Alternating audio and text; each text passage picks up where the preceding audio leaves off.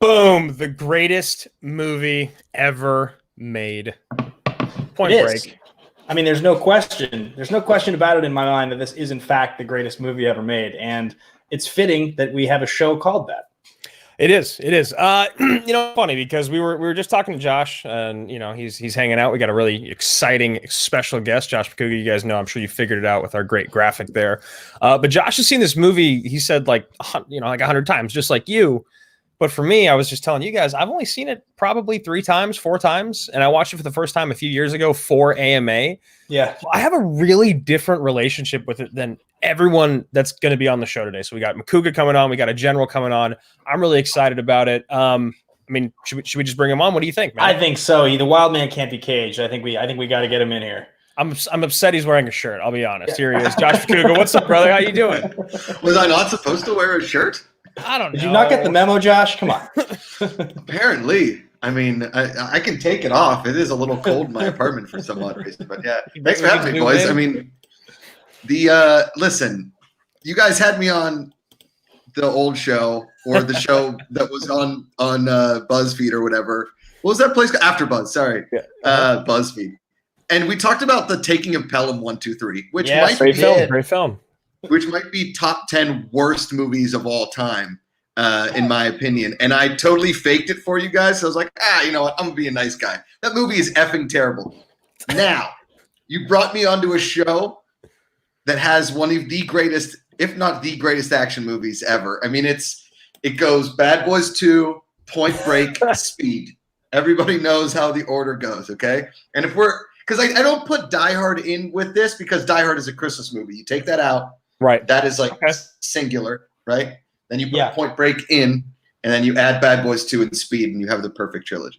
Point Break kind of exists in this weird, little enclave of the movie business, the movie world or whatever, where it's like everybody kind of acknowledges it's like the best, probably actually kind of bad, but amazing movie ever made. It's like sort of, I can't quite describe it. It's like my older brother got me into this movie when I was a little kid. He bought me the VHS tape, and he was like, you have to watch this. Keanu's terrible. It's ridiculous, but it's so good. And then it became my favorite movie. And it is actually good though. It's not a bad movie. That's the thing about it. It's like a misconception. No, it is. It is. But you guys have to admit, Keanu Reeves is fucking terrible in this movie as an actor. But for some reason, okay, Josh, stop me, please. Please stop me.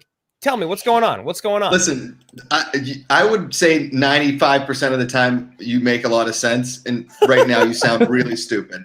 So hold on. Let me finish. So make your argument. Go ahead. I think it works though. I think he's very bad, but it actually works really well for his character because he's supposed to be like this stiff FBI agent who's supposed to be this wannabe surfer. So half the shit that comes out of his mouth, you can't really believe when he's with Bodhi because he's not really that guy. But then what about him with Lori Petty and oof. It's my parents died in a car accident. You're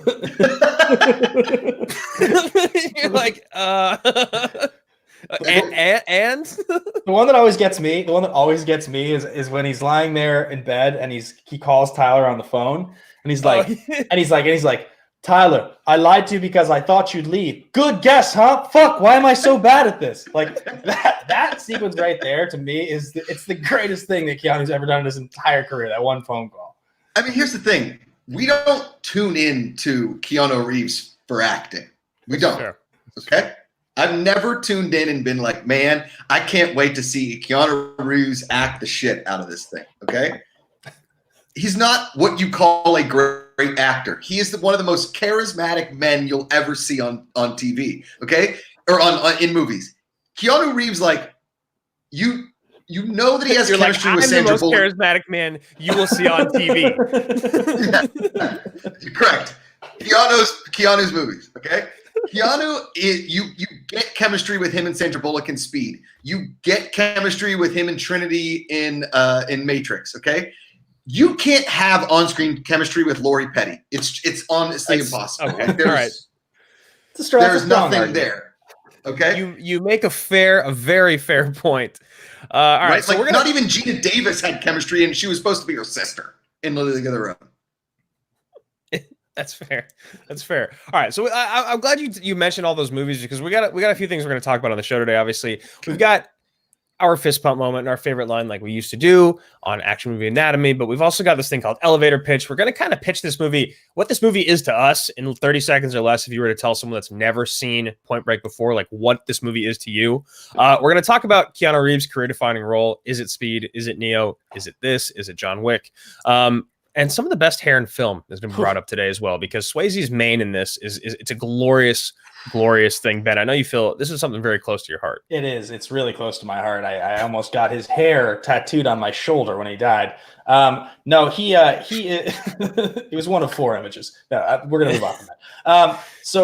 He was going to do it, Josh. It's just look, man. I told you on this. Do you have other tattoos? Do you have other tattoos? Nope. You got to start somewhere, man. It was ill-conceived, okay? I think we can all agree. But the point is, yes, his hair is remarkable. There's a lot of good hair in film, and there's a ton of amazing things about this movie that I want to talk about. I mean, like, truly, I have not been more excited to talk about a movie than this in a while. Before we get to all of that, I do want to do a couple quick shout-outs here. A few people that need their due. We have some shout-outs to patrons that have upgraded, brand new in the higher levels of the Army. So a couple quick salutes here. We've got Lorna Chowdhury, Paige Chowdhury, who has upgraded to the captain level. That's a big-time salute for you. Salute. We got generals here. Josh Ryan, Philip Gustafson, Zach McDonald, Danny Cost. Those are all salutes there. And then an upgrade to 5-star general for Ferris Mialthana. 5-star general. Big time salute to you guys. Thank you all so much. So I think let's hop into watching the trailer. That's usually what we do first. And this is a pretty sweet trailer. It's a really good trailer. Yeah, it's a nonstop adrenaline thrill ride.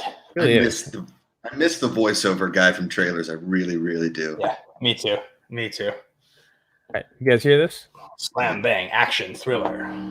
Good. Oh Good? yeah. Okay. Yeah. Cool. Columbia. Good. Yeah. Okay, I'm gonna need the R train to switch over to the express tracks at 34th. Oh, you son of a bitch! You sons of bitches! I was like, wait, is this the new Point Break? You're like, wait. What? Look, man, I think you'll enjoy this movie. Like, just give it one more shot. This is really what we're talking about today. That's too good. Good. This was a good moment for me. I will say, anytime that I've been in New York since I did your show and the 1 train or the 2 train goes by, I'm like, this fucking movie, I swear to God. It's like worst hour of my life on that show. It was like a 9-page script about the taking of Pelham 1, 2, 3. I was like, oh, come on. We had just kind of met you, we really barely knew you, and you had to put on a good face. I was glad you did to pretend that you enjoyed the movie, but yeah, it was that I adore that movie, but I know it's not good. I'm well aware of the fact that we did a vote for movies to cover that we've covered before, and it got 2 to be on this show. The 20 movies we listed. Nothing that comes close to it. Not even sex. We are the ex-president. Total commitment. Real thin line between life and death. Definitely an early 90s trailer. Yeah. Oh, yeah. It's not tragic to die doing what you love. You want the ultimate, you gotta be willing to pay the ultimate price. God, look at his hair. Thank you very much, ladies and gentlemen, and please don't forget to vote. It's not a good trailer, at least so far. No, it's a bad trailer. Definitely. Definitely. The ex-presidents are surfers. You're trying to tell me the FBI is going to pay me to learn to surf? You're trying to tell me that I'm going to learn Kung Fu. Do you think that Gary Busey's parents were disappointed in him at age 6? 5, 6? Oh no, He you're was already forgetting spouting nonsense in kindergarten. You're forgetting that Busey had a legitimate part of his career. There was a period in his career before he turned into the Busey we all know, where he was an actual actor. Forgetting that Ben was obsessed with Gary Busey in middle school, and he's watched every one of his I can speak movies. to it. I didn't.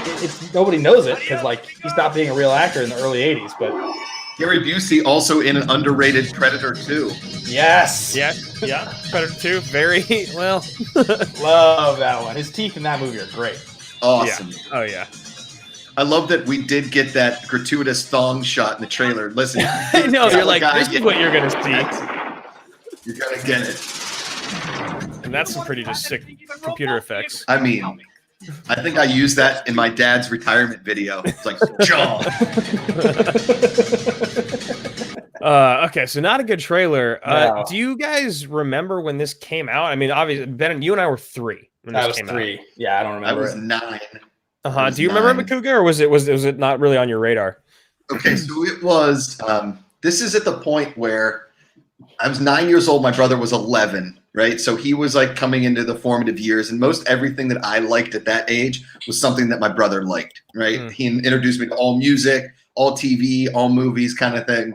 And there was an older kid in our neighborhood, Brian Heenan, who loved Point Break. Introduced it to my brother. My brother introduced it to me. We snuck and watched it on a VCR after it came out in theaters, obviously. Yeah. And we were able to convince my dad to watch it at like a Blockbuster trip. I was like, Dad, this is a surfing movie. It's awesome. He's like, okay, let's watch it. And then we're in the basement watching it, just me, my dad, and my brother. He's like, this is definitely R-rated. All right, don't tell your mom. Don't worry about it. Just don't tell your mom. And I think it left a lasting impact on the Makuga brothers, because anytime we were at the beach and we were catching waves, Ben and I were like, how cool would it be if we were surfing at night? And like, that was our scene. That was our favorite scene, when he catches that wave at night, which, by the way, swimming in waves in pitch black at night is very dangerous. It's like incredibly dangerous. Yeah. Of course it's dangerous. It's what everything they do in this movie is dangerous. He's Bodhi, man. He's a modern savage. I mean, like, it's okay. So I agree with you, Makuga. Like, legitimately, my older brother got me into it the exact same way, right? Like, It was a little different because he was doing it sort of almost like ironically, but like, not because he thought it was bad, just because like I wasn't old enough yet to understand really like how to properly appreciate that. And so I watched the VHS tape I had of it like a number of times. The funny part about the R-rated thing is we have a segment we're not doing on the show today called I Got Fired from Blockbuster. But literally the scene when the chick jumps out of the shower with the butcher knife with her tits out and like stabs a dude, it's like you're getting everything. You're getting violence, you're getting nudity. That would definitely get you fired if you played that at the Blockbuster. She's intense. She's pretty bad. I mean, the action scenes in this movie are really interesting because they're like very stylized and they're kind of slow. Yeah. But they're sweet, right? Because it's Kathryn Bigelow, and she knows how to excite. Okay, so I don't have a cool story to talk about for my first time watching it, but I think we should do our elevator pitch on this movie. I think we should say what this movie is to us, to someone that's never seen it before. Ben, why don't you go first? All right, so this is the movie that showed the world that Keanu Reeves could be an action star. Kathryn Bigelow had to actually fight for Bill and Ted to be an action hero. And he went on to obviously become, Neo, to become John Wick. But this is where it all starts. Kathryn Bigelow, who goes on to be an Oscar-winning director, really shows us at the time this movie was supposed to be taken seriously, even though people didn't think so. Revolutionized some of the action and truly the duality of Swayze and Keanu. It's the same thing you see in Heat, you see in Fast and the Furious. It works every time, and it's at its best here. Plus, Patrick Swayze, one of the most underrated actors of all time. This is his best role, period, bar none. He's Oscar-worthy good in this movie, and people just don't give him credit for it. It's a must-watch, and it's one of the greatest action movies you've ever watched in your lifetime. Wait. Are we pitching this as like I'm selling this to somebody, or am I pitching this as like I walk into a studio room? So I had envisioned it as an elevator pitch of like what the movie is. Yeah. So you could tell us what the movie is to you, Josh. I was going to say, because I thought Bateman was going to start crying in there. I didn't know what elevator we were walking into. Then it was Kathryn Bigelow had a fight for Keanu. He's in film tent. It's a fair point. Okay. You said 30 seconds, right? So yeah. I wrote mine down. He's prepared. He's a true pro. He's a true pro. Professional. All right. It's 1980s Los Angeles, and a young upstart FBI agent joins with a salty veteran to track down the most elusive bank robbers in the history of the city, the ex-presidents. The bank robbers also happen to be the coolest surfer bros you've ever met. What happens when you get in too deep with surfer culture, but still have a job to do? This is Point Break. That's better than my pitch. And dude, Josh... this is why Josh is going to be the best, because he loves this movie. And okay, so here's what I had. Do you want to see some of the worst acting that you've ever seen in your life work out to be in one of the best action movies that's ever been made? Say no more, look no further. Find Point Break. Patrick Swayze in the greatest role in his entire career. I agree with Ben. It's definitely Oscar-level performance playing a badass surfer named Bodhi. He's basically a god among men. He lives only to get radical, even though he says that about the other guys in the movie. And then Keanu Reeves, like I said, worst acting probably in the history of the world, playing a young, dumb FBI agent. So it works perfect. It's basically Mark Wahlberg in Boogie Nights, but instead it's Fast and Furious 10 years before it happened. So, what do I think about this movie? It's pretty good. It's like a pretty good action movie, but honestly, I really just enjoy Keanu's horrible acting and how sweet Patrick Swayze is. That's my pitch on this movie. Okay. It's a fair point. Josh is offended. I'll be honest. If I was in either one of your elevators, I would have hit a button before my floor. Like, who are you guys are terribly pitching Point Break. Also, guy, because I don't love it because it's not. I mean, I'm saying I'm pitching what the movie is in an elevator. That's what it is to me. Okay, I'm sorry, man. He is an FBI agent. Who tunes into movies for the acting?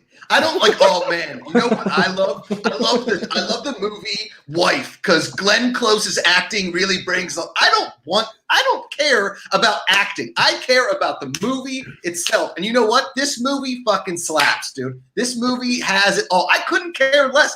Keanu Reeves is supposed to play that surfer moron, and he nails it. He basically is Bill. He's Bill. Right, totally. I mean, and I think, to be honest, Makuga, I mean, I'm not going to start crying here, but you go to the part of the story that I mentioned. She saw that, obviously. She was like, you know what? I think if I take this guy, if I take Ted, and I make him an FBI agent who surfs, and he puts on some muscle, that works. I think, and she was like, I can envision this working. Now, what she envisioned is what she put on screen, and I love it. I don't know if it works the way she intended, but it definitely works for me. Lucas Shashak here in the chat. Elevator rides with Ben can be extremely intense and uncomfortable. That's fair. That's a fair point. All right. So I think Josh definitely takes that one. I mean, because it's clear that Ben was giving an Oscar speech. This movie, I really enjoy this movie, but I just not on the same level as you two guys. So my pitch is just not going to be that strong. I feel like, Guy, had you seen it in your formative years? I know, dude. I know. I actually feel bummed about it. Like, I actually feel bummed that I didn't watch this movie when I was like 12 because I actually enjoy Under Siege more than this movie, even though I know Under Siege is horrible. Like, I know Under Siege is actually a like in comparison. You're like, hold on, Under Siege. Gary Busey once again. Up until about 1993, I want to say, in order to get an action movie made, you had to have at least one quick shot of a boob. You had it was mandatory. Die Hard's got a boob, right? Yep. You already mentioned the boobs in Point Break, right? Mm-hmm. And then somewhere around that PC culture, Al Gore came in and got everybody woke to the internet. We could look at boobs all the time. So you didn't need them in movies. You got rid of all that. So Kathryn Bigelow, all those movies had to have those like egregious, just one quick boob flash, and you sold it in an action movie, right? That's why it was such a formative experience as like a 9-year-old. And I knew at what point you were going to see boobs in every movie. Like before Mr. Skin, there was the action movie Josh Makuga, who was like, it's the Christmas party. Wait. And there goes the boobs. Then there goes Terry. Anthony Kiedis' house, boobs. There you go. Dude, right? We used to. So when we came up with Action Movie Anatomy, we came up with the rules of action movies, like that we'd seen in all these movies. You know, like the Red Dot Silencers, the C4, these things. We came up with all these rules, but when we were talking about them, we definitely did discuss the fact that every single one of these movies had either an egregious sex scene or just a flashing scene. No matter like the one in Under Siege is so ridiculous. It's literally just her dancing out of a cake in an empty room. Just to do it. Like they're like, let's just put this in. He doesn't have to find her in the cake. She needs to dance. It's a long scene too. It's uncomfortably long. And it's awesome. If you can figure out, so if you figure out like the formula from the 80s that like back in the heyday of like, I'm going to sell a script for $3 million, kind of the heyday of movie making. Yeah. It's like, they basically were like, okay, you need a little violence, you need a little bit of sex. That's what's going to make this movie sell, which is how like certain formulas were born, right? I was laughing about this the other day, but like the 80s, 90s erotic thriller genre is literally just like cops looking for a murderer and there's sex involved and it's dangerous. And that's the movie. And Michael Douglas starred in all of them. And they've all got tits. They've all got tits and they've all got murder. Like it's just like a movie. Remember when I mentioned Glenn Close in The Wife or whatever she won an Oscar for, got nominated for? Remember how naked she was in Fatal Attraction? Right, totally, man. Basic Instinct, 9.5 Weeks, Jade, Splinter, like the whole genre. It's crazy. Yeah, knock them out. Yes, erotic thriller. All right, so let's get to a couple of these super chats because one of them's about you, Josh, and so I want to talk about it. It's from Drunken Prayer here for the $5 donation here on Streamlabs. He says, "Love Ben and Drew, but having Josh on is just the best. One of my favorite Schmodown characters, and eating history is everything I never realized I needed on TV. Tell Old Smokey I love him. Wild berries for life." That was very nice. Hell yeah, Drunken Prayer. Thank you. That was very, very sweet. I appreciate that. And then, of course, our fans, Ferris Muthana for $2 says, "I dislike you, Ben Bateman." LOL. He must have been in that elevator. As you can see, we've built a really solid fan base here, Josh. Ferris is one of our favorites. He pays $2 to say he doesn't like him. I mean, listen, dude. Yeah, he's a good dude. He's a good dude. Gnome saying here for $20 says, "Who had the better action mullet, Mel Gibson in Lethal Weapon or Patrick Swayze in Point Break? Love you at Makuga, Wild Berries for life." That's great. That's actually a great question. What do you guys think? Who's got the better hair? I mean, I feel like Ben. It's obvious that it's you're too biased. I mean, I almost want to answer this question by just doing our hair in movies section, even though I know we're supposed to save it for later in the show. But I feel like it's appropriate, right? You can do it. I'm fine with that. Yeah, I think the answer for me is it's very clearly Swayze, and if I can't use Swayze as one of my three choices, I don't want to use all mine first because I have a feeling Drew and we've got to have one of the same one on our list, and I don't want to just take it from you. So I'll jump in first, and I'll actually say Cameron Poe in Con Air, the receding hairline, long stringy look that Cage sported like a number of times. He kind of popularized the like Savage Widow's Peak, but also I'm just going to go for the long hair move. That's a good look, and it definitely feels like Cameron Poe is that's where it got really off the ground, I mean, that one's really sick. I was actually going to go more for later in his career with like Next or Knowing. You guys seen that thing? Have you seen that? It's not to like keep hammering on a joke, but it looks like he's growing a rutabaga out of his head. I know I make a lot of Ruth Vega's rutabaga jokes, but literally it's a rutabaga coming out of his head. It's like the front of his head is the whole entirety of Patrick Stewart's head, and then the back of his head is the rest of his head. It's unbelievable. He's the alien that just keeps going back, right? And he has there are two hair like models for Nicolas Cage. It's Nicolas Cage and Pat Sajak. That's it. If they both have the same toupee or whatever. I saw Nicolas Cage on a flight, and I wanted him to take off his cowboy hat so bad, but he kept it on the whole flight. He's like, just let me see your hair, man. Let me see where the hairline really is. Yes. That Knowing haircut makes me feel like he looked in a mirror and he picked up a razor and he just goes like zoop, zoop, and just like gets rid of the sideburns, and then he's just left with his head. Like that's all right, well, Cougar, what do you got? What do you got for some of the best hair in film? So you said 3, but I came up with 4. And I would also like to argue with the comment from your super chat that Swayze's isn't a mullet. That is just a great mane of hair. It is a mane. Right? Like that was the inspiration for the live action Lion King for Mufasa and then later Simba. I mean, this can work. This will make millions. Like Bateman, I don't want to make fun of you, but the Swayze tattoo of his hair is pretty fucking good. Like if we're doing funny tattoos, it's pretty good. It's pretty good. Okay, and Riggs in Lethal Weapon, his hair is more like dad still trying to hold on to the mullet in like a Ryan Holmes in the Midwest somewhere. Right. He's like, I'm still cool, right? But it just doesn't work. It's like in between hockey hair and just like I need a haircut. I was never a big fan of that look. Obviously a fan of those movies. Chris Tucker in Fifth Element. Yeah, that's a good one. Dude. That's a fantastic one. I love that. Yeah. Kid and Play, like the house party movies. Like the square. Really big one. Yeah. Tom Cruise in Last Samurai. Dude, that was one of mine. That was one of mine, legitimately. Was it? Of course it was. I love that movie. It's pretty good hair. Beautiful hair. It's beautiful. Oh, only Tom Cruise can make that kind of work in that samurai outfit because it's like it's just kind of perfect, but it doesn't look like it's styled. I was always very jealous of that cut. And with the beard too, man. It's a really, really attractive look. Yes. It's the look that you look at it, you're like, oh man, if I just don't cut my hair or beard for like 6 months, I'll look like that. And then you look like Mel Gibson in like Bloodfather. You are correct. Yeah. Or I just look like Seth Rogen and Knocked Up. Yeah, or Seth Rogen live tweeting about cats. Did you see that shit? That's really good. It was unbelievable. Yeah. It's a good drug. And then finally, it's a combo is David Spade and Chris Farley and Tommy Boy. Really good. David Spade's hair blows off. Yeah. Chris Farley pulls it up. I mean, it's a really good hair movie when you break it down.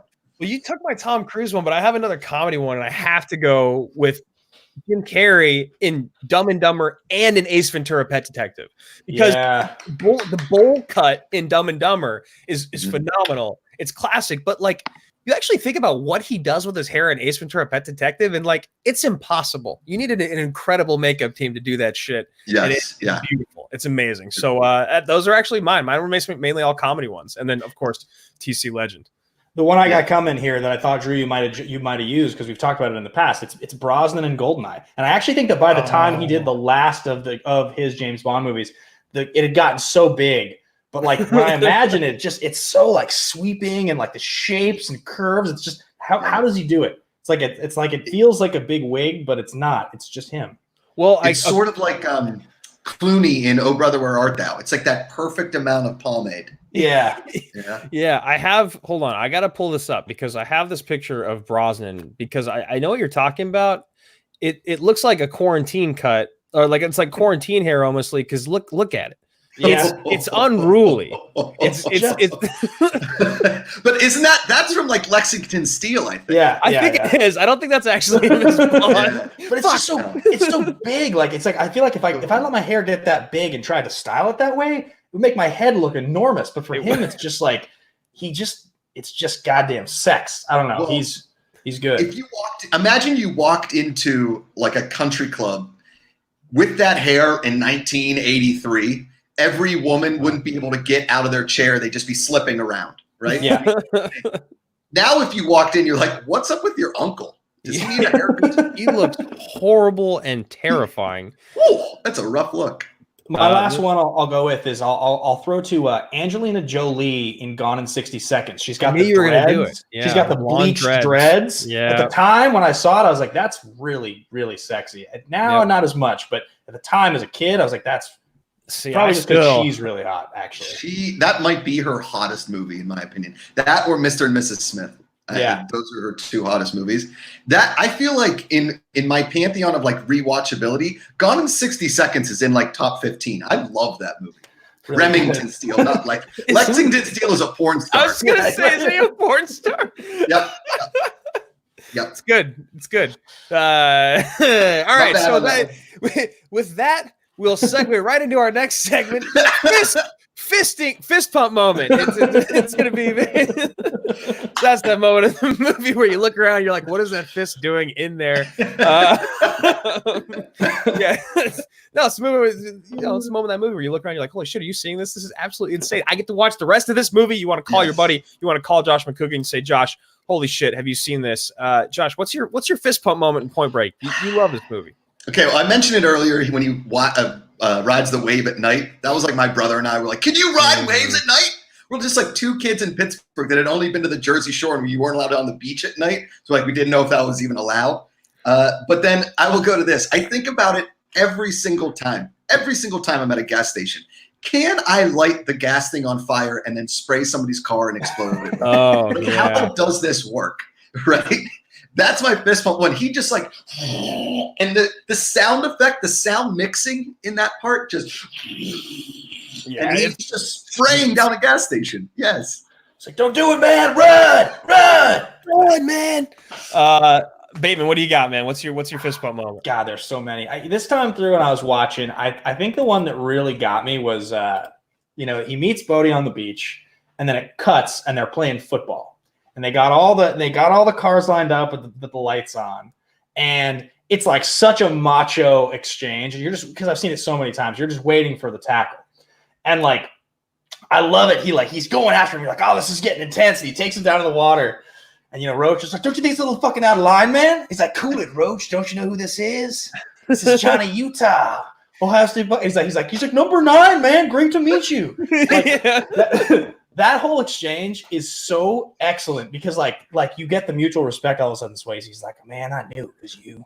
And like, I don't know, man. It just makes me feel like it's so corny, but it's just so perfectly executed. They're like, as they're like escalating their macho-ness through the movie, it's just the fucking best. I love that. Can I piggyback on that? Is to say one thing that always kind of upset me about it is it seems like the whole time they're playing within a certain boundary line, and then in that scene he runs like 40 yards out of bounds into the water.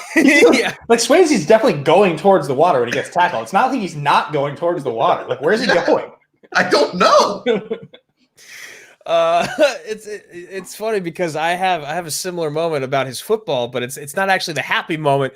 It's the moment that they talk about in Hot Fuzz. For some reason watching it today when he hops over the fence and he's like,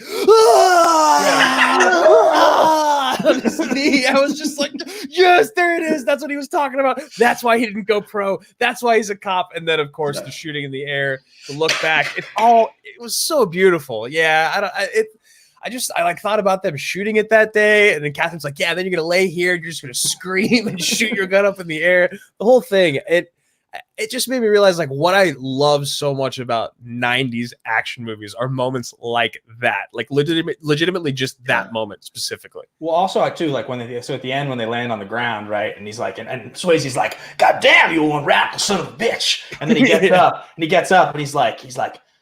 That knee again. Sorry, Johnny. Like, it's just like the callbacks to the knee over and over again. This game we both lose. It's just the writing and like it's amazing. God, it's crazy at its best. Everything is really tied up really well in one like blown out knee. It's really it's one horrible knee. All right, so we got a general coming on here. It's Jeremiah Morris, a big time supporter, longtime general, and a big fan of Point Break. Jerry, we're gonna bring him on. He's gonna talk to us about his fist bump moments. So, Jerry, how the hell you doing, man? Welcome to the show. I'm doing good. Yeah. Yeah. What are you thinking of the show so far? How you feeling? I mean, Josh definitely killed us with the elevator pitch, right? I mean, I kind of wish Josh were doing this every week instead of you guys. Yeah. See, once again, you guys see our fans. They're great. Our fans are the best part about us, man. They really are. Yeah, they like being here a lot. All right, Jerry. So did we steal your fist pump moment? Oh yeah, Makuga stole it. Oh really? The water scene at night. Yeah. Oh, I was. You guys know we had the generals chat. Yeah. Okay, and some of the people in the chat hadn't seen it yet for this episode, and I went in there and typed out this whole thing and how much I love that scene, and then realized people hadn't seen it yet, so I couldn't put it out there. I got so mad. It's a beautiful scene right there. Beautiful. It's your first time. It was your first time watching the movie, right, Jerry? Yeah, my first time was 2 days ago. That's wow, Jerry. Did you know? Did you kind of know how it ended, or like were you surprised by some of the big moments? I was shocked by everything. I've never heard. I didn't watch the AMA or anything like that. Holy if you guys even did an AMA, I honestly don't know. But I've never heard anything about this movie except for Ben Bateman loves it. So let me ask you a question. In the plane at the end, when Keanu picks up the gun and he goes, "Fuck it!" and he jumps out after Swayze, were you just like, "Yes, he jumped out of the plane. He doesn't have on a parachute." Yes, I was very much so. This movie got me. I don't know why, because I've never really watched 90s action movies. You guys know I haven't watched a lot of movies at all. I watched Star Wars. That's it. Yeah. So this movie, it was so much fun. If I could say one more moment that really got me was when Gary Busey jumped on the table and pretended like he was surfing. Whoa. And Keanu Reeves there. Oh, that was the movie when it clicked. The first little bit, I was like, okay. When that hit, it clicked. I'm like, this is going to be a great time. Yeah. Right. Yeah. There. Actually, I have to admit, man, I forgot. I love that moment. Every single time I watch this movie, I like see that. I'm like, all right, yeah, here we go. This is going to be a lot of fun. You know what? And Jerry could have been tainted by the remake of Point Break, which if we're talking about travesty in films, as far as remakes go, that's A1. That's the worst one that's ever been redone all time. Remake when it comes to movies. You can argue other ones with me, that's totally fine, but in my opinion of what they trashed to the legacy of the first Point Break with whatever that second movie was, I don't even know who wrote that. It was literally they took like 9 different movies, put them all together with Yeah. some girl with big boobs, and we're like, here you go. But Jerry, the fact you got to see this 2 days ago, like I'm almost jealous for your eyeballs, like your body going through its first like Point Break situation, because I can't tell you like how excited I get to rewatch it. Having watched it for like the first time to go back, oh man, you are in great shape right now, Jerry. It was just pure joy watching the movie, honestly, and I was not expecting that. I know. I'm actually shocked you liked it as much as you did, Jerry. I'm really glad that you wanted to come on. So before we let you go, really quickly, I want you to tell us what's Keanu's career-defining role and why, and then we're gonna go into that. It's the role that you guys don't think he's that great at, or don't love the movie. That's John Wick. I mean, we like John Wick. You guys hate John Wick, okay? Yeah. Let's be honest here. That role, for my generation, I'm a little younger than you guys. That's the role. I didn't see Matrix until I was older. Mm-hmm. I didn't see Bill and Ted until I was older. When I started going to the movies, John Wick is when it started coming out. And man, Keanu is just amazing in that movie. He is great. He is fantastic. I think it's a strong argument. I mean, there's 4, arguments for career defining role, really, and that's definitely one of them. That's a strong one. He's super relevant as John Wick right now. So, no. Jerry, thanks for coming by, man. We appreciate you. We always appreciate your support, man, and I'm really glad you enjoyed this the first time. As you guys know who are watching, every single week we bring on 1 to 2 generals. So if you want to be on next week's episode, be sure to send in your message by Friday night that you want to be on the show, and you'll be on just like this. Yeah, salute, Jerry. Take care, brother. Salute. Thanks, bud. All right, boys.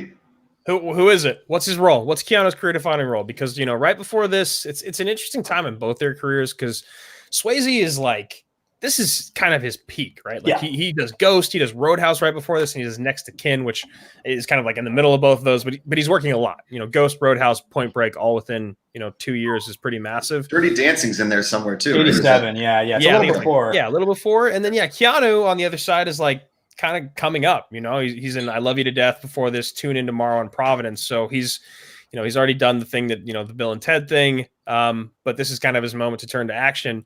What do you guys think? What is Keanu's career-defining role when you think about him? Because Bill and Ted is not a movie for me, really. Like I think I've seen both the Bill and Teds once, maybe.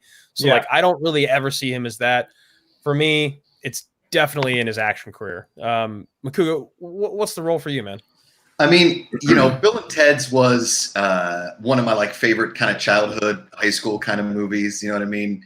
And I enjoy Matrix, and I really enjoy John Wick. But if we're talking about his like career defining role, it's Speed. There isn't another movie that he puts on the performance. He leads the whole thing. Again, I think that's just for me though, because I think that Speed, like I said, it's in my top 3. It's I think it could be argued as one of the greatest, if not the greatest, action movies all time. It's the entire movie is balls to the wall. There isn't like a break. The whole thing is a balls to the wall movie, and that's Keanu. That's all Keanu. And like I said, he doesn't have any chemistry with Lori Petty, and that also Keanu did one great thing there too. He really put Sandra Bullock on the map in that movie. Like he's like, here's your career, but here it is. Go ahead, take it.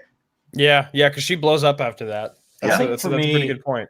I think for me, because I guess if the arguments are like Neo, John Wick, and Bill and Ted are like the 3 like big franchise sort of roles or whatever, it feels like it's Neo. And I know that those 2 sequels are bad. It's nothing to do with either of the 2 sequels. It actually has everything to do with the fact that when I go back and I look at all these movies, like John Wick 1's a surprise, and John Wick 2 and 3 are great for exactly what they are. But The Matrix like reinvented action movies. The Matrix like is a legitimate, like if we're talking about all the movies in this conversation, The Matrix is probably on like a top 100 all-time movies list at this point, because it completely changed the way that we saw what like a sci-fi special effects driven action movie could even be.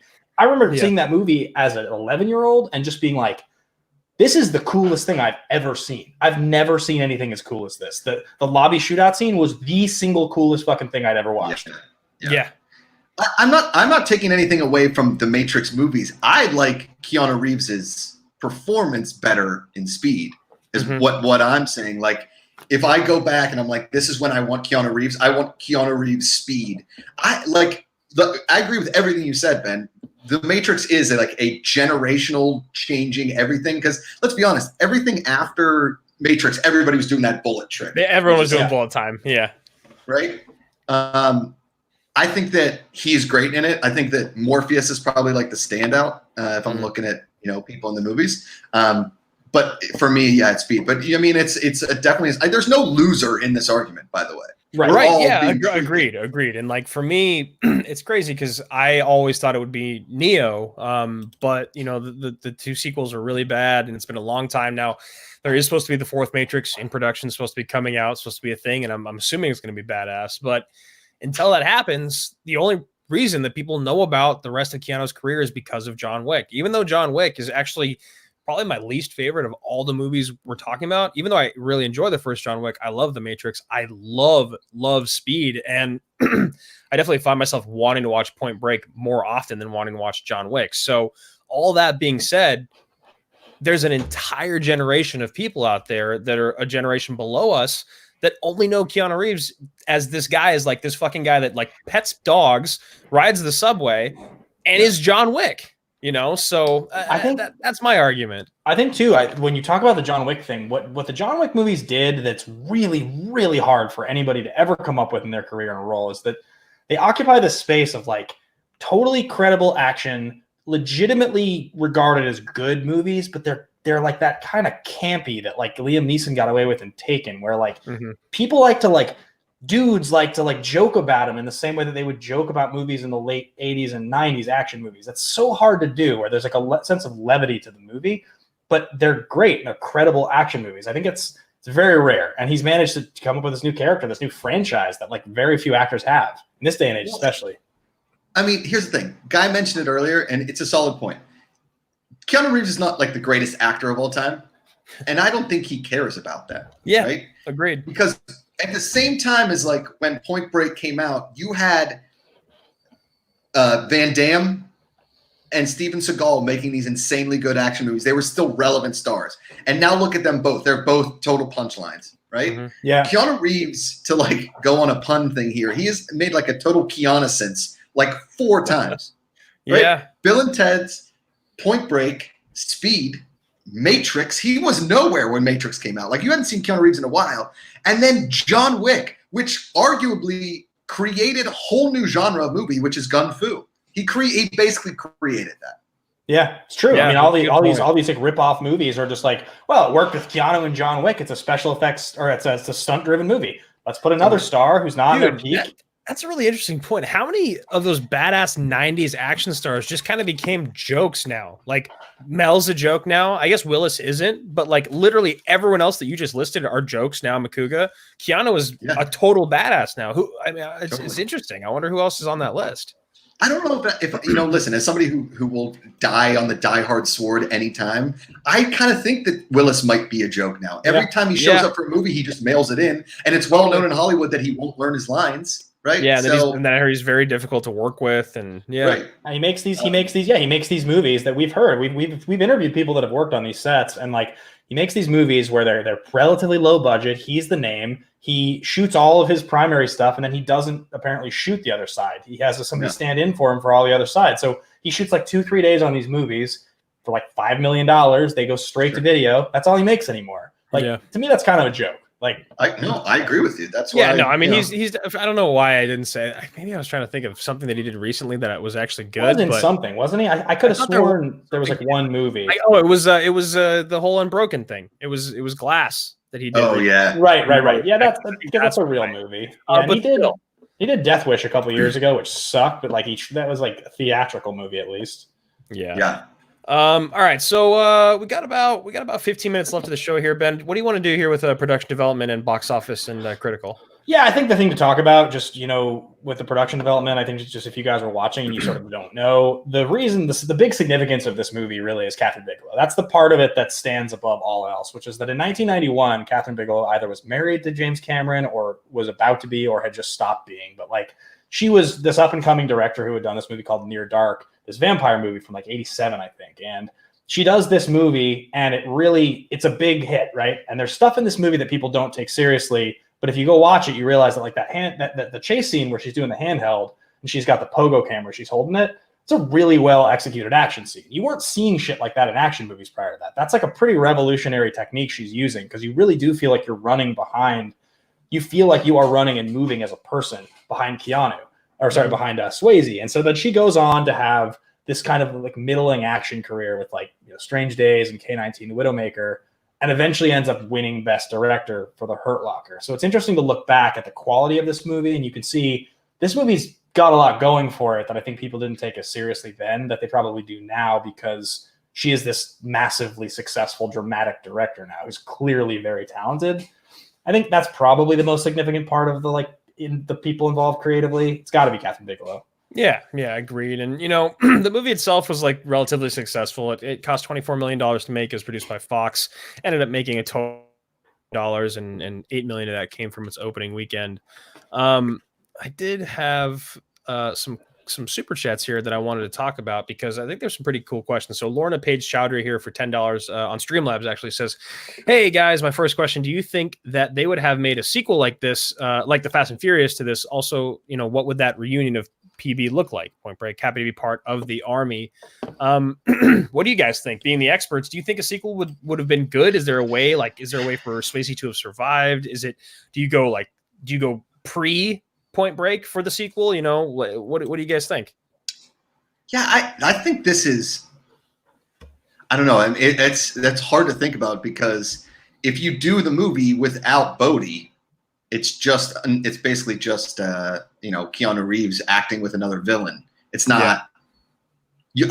I think it's so perfectly rounded that I don't know you can. I'm glad they didn't. I think, making a sequel to this would almost be, I don't want to say impossible. I'm sure they could do something, but I would say it would probably tarnish the legacy if they were to do a quick sequel after this. I think what's funny about that, Josh, is that, we compare it to Fast and the Furious in this comment. And when we brought on the director of the first Fast and the Furious, Rob Cohen, to our show a couple years ago, he just outright told us on the show, we were like, well, the scripts are kind of similar. And he's like, yeah, we ripped it off. We ripped it off. We remade it with cars. The sandwich moment we ripped off. Everything we ripped off. And it's interesting, because then what you say about if they had made it without Swayze, it would have looked a lot like the second Fast movie, which they don't have Vin Diesel for, and then Paul Walker's acting alongside someone else who's not as famous at that point, and the movie's way, way, way worse. And that movie kind of sucks. And you kind of got exactly what I think probably the shitty version of the Point Break sequel will look like. And I think when he says at the end, like, I'm not going to paddle New Zealand, I'm glad that he doesn't somehow manage to paddle New Zealand for a sequel. I made it. That's how the second one starts. But what if it was like, Point Break 2 or whatever in 1994, and it's Swayze and it's Bodhi, and like before Keanu was even ever it was Bodhi pre this movie, again, like how he became, how the ex-presidents got together. I would watch the shit out of that.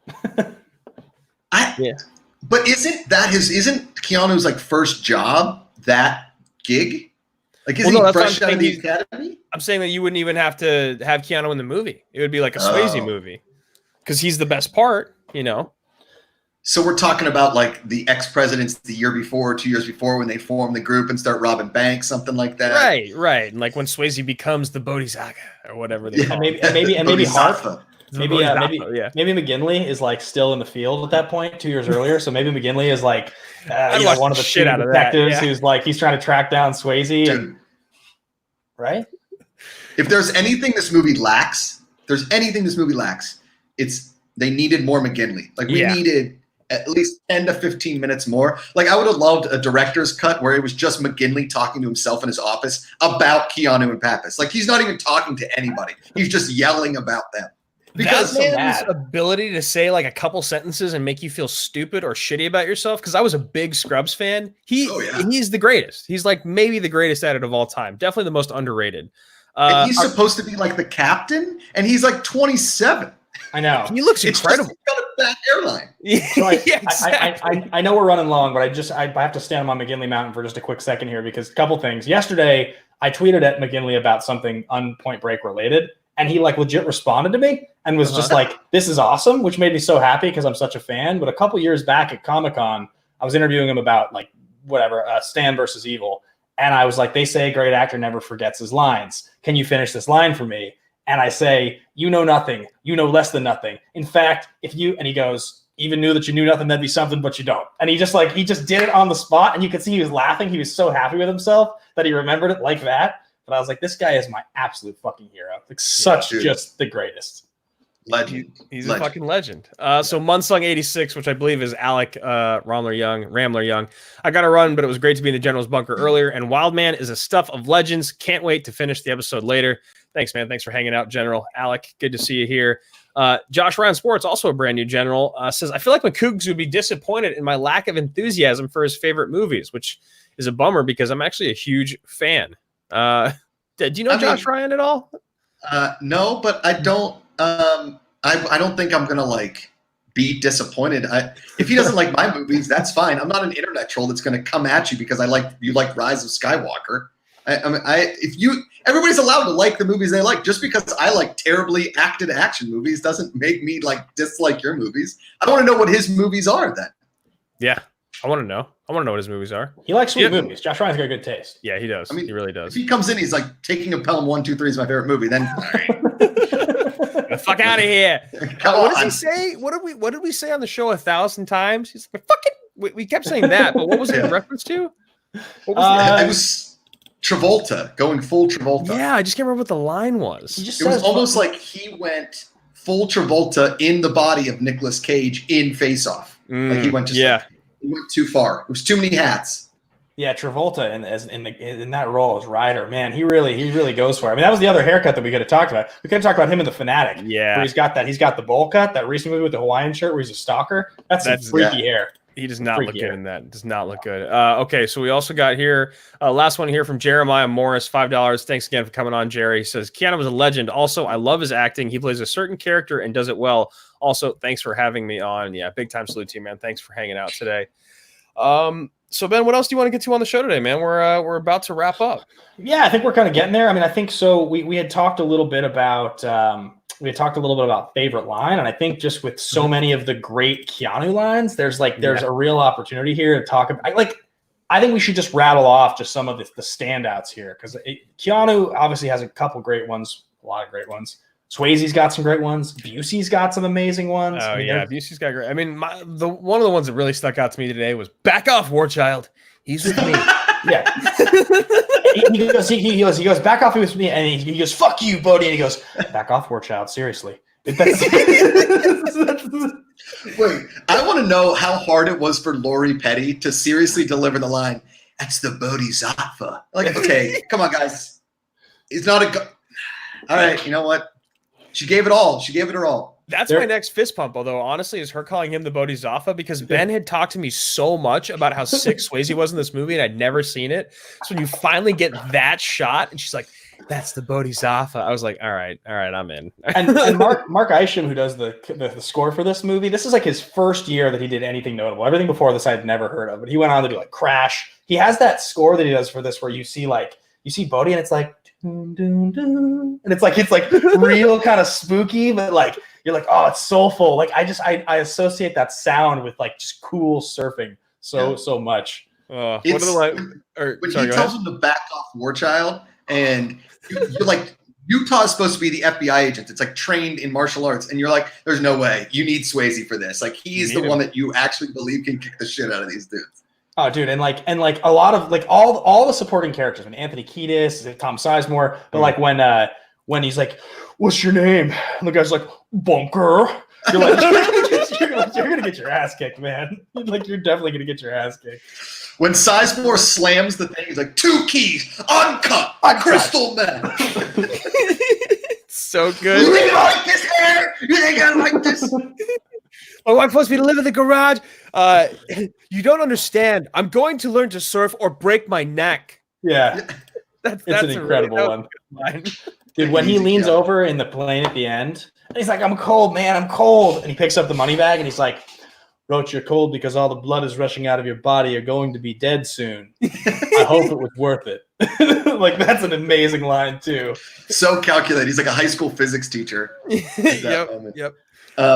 I love when him and Harper get into the fight and he says something like, to pick up girls, and Utah goes, "Babes." He's like, "I beg your pardon?" The correct term is babes, sir. I think I said that in like the 4th or 5th grade, and I got a note sent home about something. Like I sent it to my teacher, and it was like, the correct term is babes, and that didn't go over that well. This is gonna be real. It's gonna be just like the movie. Also, Busey has some really good ones in this movie, right? He's like vanished like a virgin on prom night. He has like some really inappropriate lines. He said something about a squid brain at one point. I was like, where is he coming up? The microphone squid. Oh, you know what? Actually, this is one of my favorites. I've said this one to you, Drew, a million times. I love when Pappas is there. He's got the gut out. He's in the swim trunks. He's got the blindfold on. The guy walks up, and it's the first time you meet him in the movie. And he's like, I've been in this bureau 22 years, fired my piece over 19 times in the line of duty. I got no idea what a blind man fishing bricks off the bottom of the pool has got to do with being a federal agent. And you're just like, I like this character already. This guy is so good. And then he does that crazy flip into the pool, which is just Busey being a psycho. Welcome to SeaWorld, kid. Oh yeah, and then Parda says this is my other one, is cut my first tube this morning. Yeah. Sir. Yes. Oh, that's great. That's a great moment. Josh Ryan again says we're gonna type in the Taking of Pelham 1, 2, 3, but instead I'll go with Serenity, Shawshank, Warrior, and Star Wars, of course, Lord of the Rings and the Dark Knight trilogies. Great episode, guys. Have a great rest of the evening. How you feel about his list there, Josh? He doesn't look impressed. Look at Josh's face.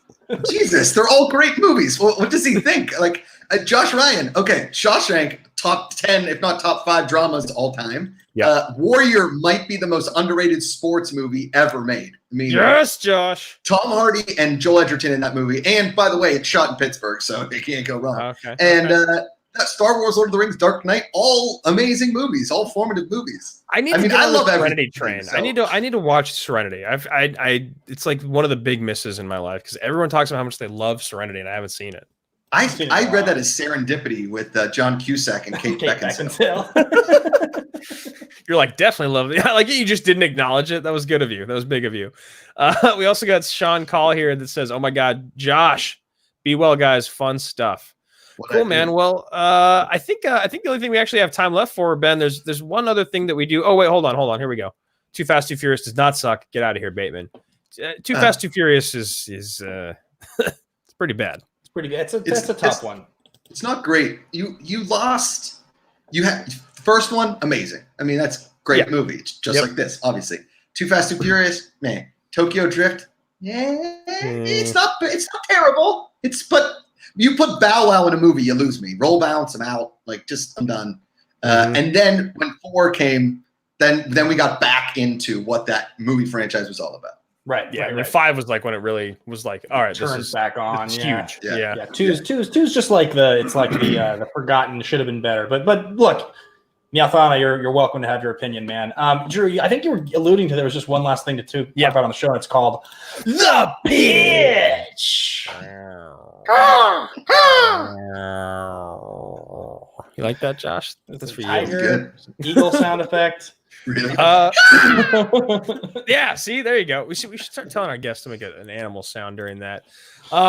It's all about hair. We're doing it again. We're doing Con Air next week on the greatest movie ever made. I can't wait. This is my Point Break growing up. This is my like I know like every line. I've seen it 100 times.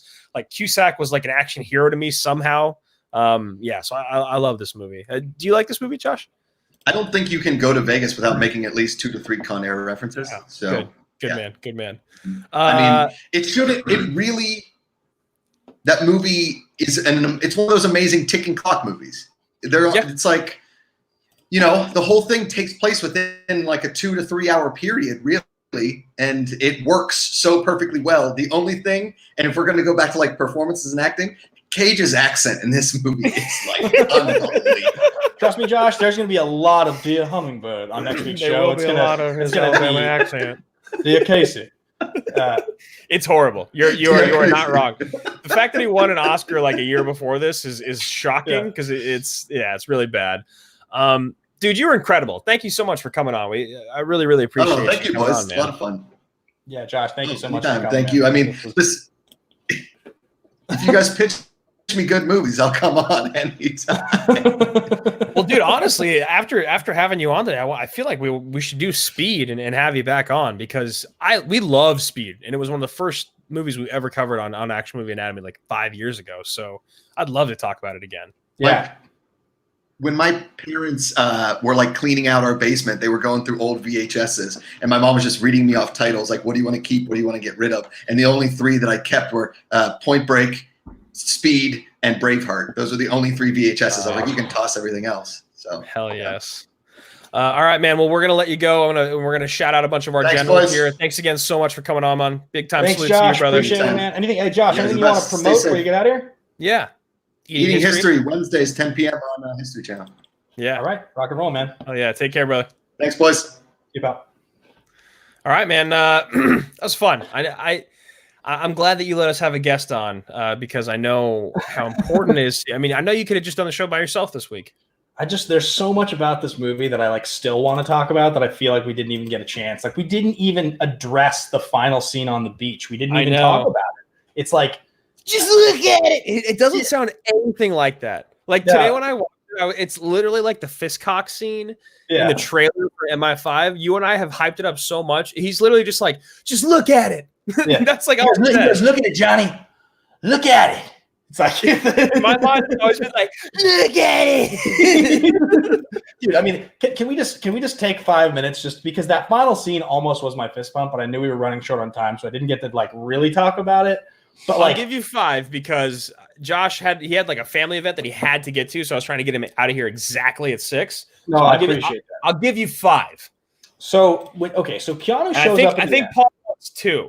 So I'll give you guys a combined 3 minutes. So you lose time because of it. No, I'm kidding. He's doing something. I don't know what he's doing, but it doesn't matter. Go ahead. What are you saying? I know, like, give me 2, Jed. Give me 2. Oh, yeah, give me 2. Exactly. We didn't even We didn't talk about the meatball subs. I mean, that's amazing. But like, I think the two things to talk about, and I'll just lead it into the beach thing is number one, why is Swayze good in this movie, and what are the scenes that he's actually good? Because that's like one thing you and I didn't really dive into, and I think it's an interesting point because it's the most legitimate thing about the whole movie to me is like the fact that he is as good as he is. He's as like sort of magnetic or whatever you want to call it. There's a quality that he brings to this movie as a villain, as an anti-hero, where like he's kind of the reason this movie's watchable. I think if you had a much worse, it's like, you know, that thing where we talk about with Cruise where it's like the aggressive sincerity. I feel like if Cruise was like an evil billionaire, like trying to take over the world, and you met him, and that's how he spoke, like that's kind of how Bodhi is. Like he seems like a cult leader. That's exactly what he is. He's like a cult leader in the movie, and he's so engaging and charismatic, but like so fucking serious. Yeah, and I think there are like a couple of really important intense moments too. Like I actually love in the final robbery. Actually, one thing I don't understand is why do they go for the vault? That's one thing I just didn't get. I've never even thought about it until this time. I think it's just because he's in a fucking adrenaline junkie. He just wants the next high. He wants. I don't know. I agree. It doesn't make. Maybe it's because it's the last one. He knows they're gonna get caught, but then he keeps on robbing banks, right? Yeah. So I think maybe. I don't know. Maybe he wanted Utah to get shot. Yeah, I think your adrenaline junkie point is pretty sound. But so he goes for the vault when he comes out and Gromit gets shot and the cop shoots him and he gets up and he takes off the mask and he has that look on his face. Yeah. He like goes for the gun and slowly lowers it. He like that headshots the dude. That's a really good scene because you see the actual like bad guy, the evil. You're like, just murdering this dude because like that's what's really happening. You're not actually a good guy. But anyway, so he gets to the beach at the end and I love he like throws down the mask and it's so ridiculous because the waves are just clearly stock footage. It's like every time they cut to the waves, it's just like obviously different day, different place. Yeah. But like, you know, Keanu, like, you lose something, brah. You know, he gives his whole like you lose something, brah. Yeah, he gives his whole monologue and like Swayze's like, you know, I can't do that, man. They start fighting or whatever, and there's just all these great moments. Like I love when Swayze comes up out of the water. He gives him that slow motion, like, yeah. He gives him like I don't know what it is. He gives him like the back of the arm, like he fucking whacks him. And then when he finally gets him, Swayze realizes he's caught. That's just the whole sequence, you know, of like Keanu. Man. Yeah, exactly. Let me get one way before they take me. My whole life's been about this moment, Johnny. I was like kind of on his side. Via con Dios. Yeah. When he says it too, and he says, "My whole life's been about this moment, Johnny." This time, I was like, "Wow!" Like, I can see why Keanu lets him go because he's like, you know, like guy can't be more than 30, 35, maybe 50-year storm. his whole entire life has been waiting for this one moment. If he dies in the waves, what's the difference? And they're connected on a soul level that like. Yeah, and I think there's also a part of it because like Keanu loves Bodhi, right? Like that's a huge part of it is that Keanu actually loves Bodhi. He's like the brother that he always wanted, never had. I think that he also gets to like lose a little bit of blame in that moment. He's like he gets to give him what he actually wants, and then he gets to kill him or quote unquote stop him without actually having to do something drastic personally. He just catches him. He's just smarter. Totally. I love the final scene. It's ridiculous and outrageous, and he's not coming back. Like he's not coming back. It's just the best. It's so good. I'm excited because we got to do your 90s like favorite 90s action movie. Now we get to do mine. I can't wait to talk Con Air next week on the show. I don't think we'll have a guest on, but maybe if we think of someone that's like a diehard Con Air fan. I just remember Makuga loved this movie, so that we I was happy we were able to have him on. Yeah, and I think like we did today with Jerry, guys. If you're a fan of Con Air, you've seen the last couple of weeks what we do. We bring you on, talk about your favorite moments in the movie. If you want to come on, just send a message. If you're a general level or above, send a message in on Patreon to us to let you know your interest. We'll confirm you by Friday of next week to come on for the Saturday show. We'd love to have you on. It's a super, super fun thing that we've been doing since we launched this show. Yeah. You guys can just go to the email there, actionindustriesbrand@gmail.com. You can send in your request to being on the show to talk about Con Air next week. Same time, same place tomorrow night. We got another show. It's the Action Guys with Steph Sabra. We're going to be talking about, of course, the World Girls with her and Roxy and Darina. We'll be talking a little bit about all of our favorite Star Wars fist pump moments. And I think the last thing that we want to talk about, Ben, what do we got for them? Well, we've definitely got some generals that we want to read out, but I saw there was a couple. I was going to say the last thing is the Parker and the Cabrera match that we were going to talk about with Steph. Oh, got it. Yeah, sorry, I thought you were talking about that. Yeah, I just wasn't sure because I texted you about it this morning. You never responded, so that's kind of why I was like leading about it. We're definitely going to talk about it. I think the reason I didn't respond is because I know I don't know how closely Steph watches. I don't think she watches Schmodown super closely, and that's a pretty like high level Schmodown nerd match because it's obviously IG. Yeah, but I think some of the stuff that we talk about or that you point out on it, it's important because like if you're not a fan of the Schmodown and you find a match, they should be entertaining. I think that's something that's important, right? Great. Right? Yeah. That's the thing about the Schmodown is that like you can't just be entertaining to people that know the show. Like a match should be good. I feel like if a person watched one of your matches without context, they would be at least entertained by the trivia knowledge and the gamesmanship, 100%. So yeah, I think there's definitely stuff to talk about with that match because I have a lot of opinions actually about the Parker Cabrera match. I really do. Yeah, Ace but we'll talk about it tomorrow. Yeah, we'll talk about it. But I'm excited to have Steph on. It's going to be a great episode. I'm excited to talk a lot more about the World Girls. It's always cool to hear kind of like, the method behind the madness when you see an amazing polished product come out. You kind of want to know how they got there. Totally, man. There's like last couple super chat Streamlabs here to read. Then we're going to read off our generals. Okay. I got the first one here from Jerry Morris. Here's a question: if the last bang scene doesn't happen and the killing doesn't take place, do you feel sorry for Bodhi? Because to me, he is very sympathetic. I think he has to kill someone. I think it's important because I think otherwise you would feel like he's too much of a hero. He's got the whole doesn't hurt people when he robs banks kind of angle. So he needs to have something, that's not not very redeemable. Yeah, there has to be some weight to his bad. So I think it's important. I just don't think he would. I think the movie would be a lot less compelling if he didn't do that. Yeah, I agreed, and I really like that moment because he needs it. He really needs it for me. And then we also got here from Billy Belford. Super chat says, which one is better, Beverly Hills Cop or Beverly Hills Cop 2? Did you watch these recently, Ben, or no? One, but I've actually never seen Beverly Hills Cop 2, which is funny because it's a Tony Scott movie, and I've always kind of intended to. I just have never gotten to it. So I'm a fan of Beverly Hills Cop 1. Yeah, I have no opinion here. I actually haven't seen either of them. So sorry, Billy, man. We kind of let you down. I bet that was probably a question for Makuga. Wish we could have asked him, but I'm gonna start the generals here, and I'm gonna let you take over. There's a lot. We're up to 40 plus generals now, generals and above. So we're gonna start with our commanders in chief, Lucas and Alex Shashek. Big time salute to you both. We got our 5-star generals, Cody Seal, Jake Iacovetta, John Getz, Mac Bryan, Paul Denuzio, and of course, our brand new 5-star general, Fatis Ferris Muthana. Salute to you, 5-star generals. We got our generals, AJ Lancaster, Alec Ramler Young, who is brand new, Andrew Hayes, Brandon Buckingham, Brandy Parker, Danny Joyce, Danny Cost, David Benitez, Eric Ritz, Philip Gustafson, Garth McMurray, Jeff Alterman, Glenn Caesar, and I'm going to stop right there at Jeremiah Morris, who is on the show today. Ben, why don't you take it from there, man? A brand new general in here, Josh Ryan, longtime fan and friend of ours, Carl Newell, Kelsey Kirkland, Larry and Lindsay Payne, Liam Gilpin, Luke M. Haynes, Maddie Gunner, Michael Deacon, and Bethany Curl, Nick Gilmore, Oscar Romo, Pardis, Jesse Dawson, Pat Bolfamonte, Patrick Gibson, Sari Lamanmaki, Stephen Anderson, Tharshi Sri, Tim Etheridge, and Zach McDonald. And John Patterson. Big time salute to all of you guys. Thank you guys so much. Holy shit, there's so many generals now. It's unbelievable. And then, yeah, guys, if you're a general or above right there, bottom of your screen, send an email to actionindustriesbrand@gmail.com to come on the show next week. You got anything else for us, brother? No, I think that's going to wrap it up. I'm excited to do Con Air, excited to have Action Guys tomorrow night. And just thanks to everybody recently for all the well wishes, kind thoughts, and support for what we're doing here as we continue to build Action Industries. Oh, you know what? Actually, this is a thing. Yeah.